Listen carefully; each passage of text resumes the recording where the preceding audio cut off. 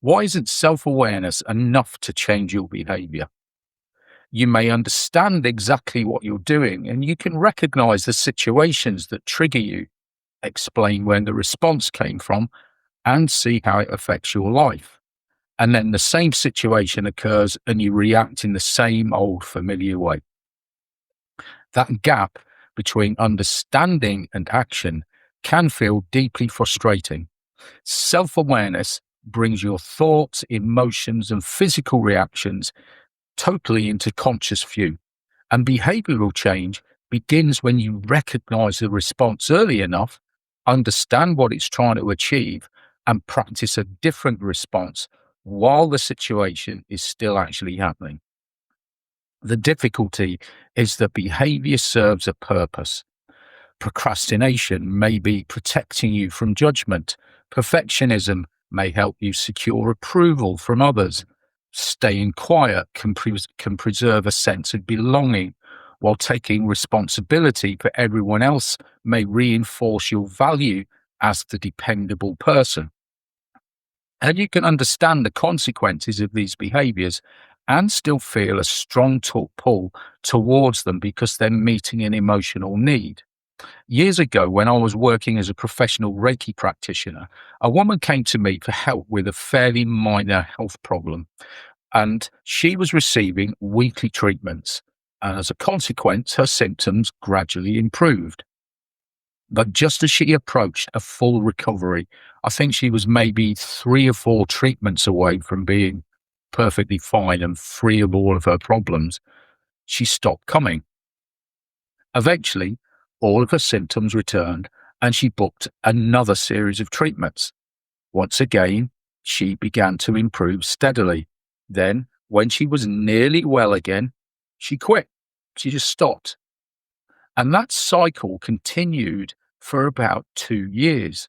Finally, I said to her, why do you keep leaving these sessions when it's clear that you're about to make a full recovery? And she just burst into tears and said, because if I'm well, I'm invisible in my own home. The only time my husband and my children pay any attention to me is when I'm ill. So she stays ill. So when she was healthy, her husband and children barely acknowledged her. Illness brought her attention, concern, and a lot more care. She already knew what she was doing and she understood why she was doing it. Her self awareness hadn't changed the emotional reality she faced at home. Recovering meant losing the only reliable source of attention that she had. And that story shows why insight can have a limited reach. Her behavior continued because it provided something that mattered deeply to her. Sustainable change would have required another way to receive care, express her needs, and experience her own value within the family. Identity can create a similar challenge. Imagine someone who sees themselves as the reliable person at work. They know that accepting every additional task leaves them exhausted and resentful. They may have read about boundaries, discussed the problems with a coach, and promised themselves that they'll say no next time.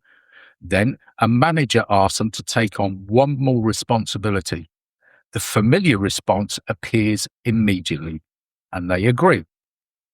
Saying yes maintains their identity as capable, helpful, and indispensable. A boundary can feel like a threat to their value, even when they consciously understand that it would protect their well-being. So how does self-awareness become behavioral change? There are 4 important stages. First, recognize the response as early as possible. Most automatic behaviors follow a sequence. Something happens, you assign meaning to it, an emotional and physical response activates, and a familiar action follows. At first, you may recognize the sequence several hours later. With practice, you begin to notice it while it's unfolding. Eventually, you catch the tightening in the chest, the urge to justify yourself, or the thought that someone will reject you before the behavior takes over.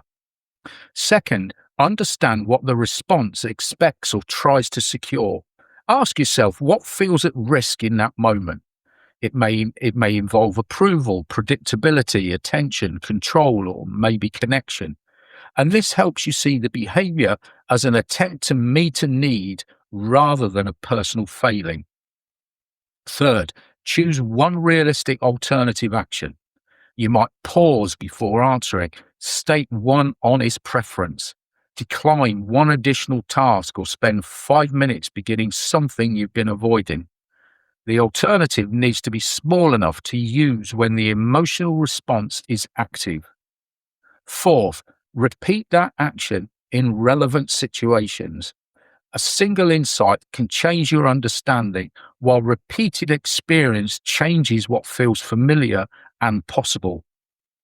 Each time you remain present and respond differently, you strengthen your ability to make that choice again. This is also why self analysis can become another obstacle. You can spend years collecting explanations, identifying triggers, and learning psychological language. Analysis may feel productive because you're thinking about change. The real test comes when a familiar situation activates the response and you have the opportunity to act differently. Within the abundant self, awareness forms the foundation of a wider developmental process. Participants first develop the attention and internal stability needed to remain present when a strong response activates. They then uncover the beliefs, emotional needs, protected behaviors, and identities that are shaping their choices. In the later phases, we focus on realignment and everyday application. New responses are practiced through habits, relationships, decisions, and commitments until they become increasingly natural and stable.